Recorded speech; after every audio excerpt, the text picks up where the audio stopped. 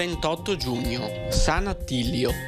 È il 179esimo giorno dall'inizio dell'anno, ne mancano 186 alla fine.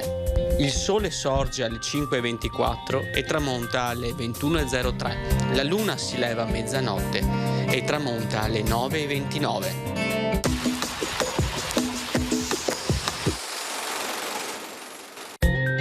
Viene emessa un'ordinanza secondo la quale i giudici e gli avvocati di una stessa causa non possono essere tra loro parenti.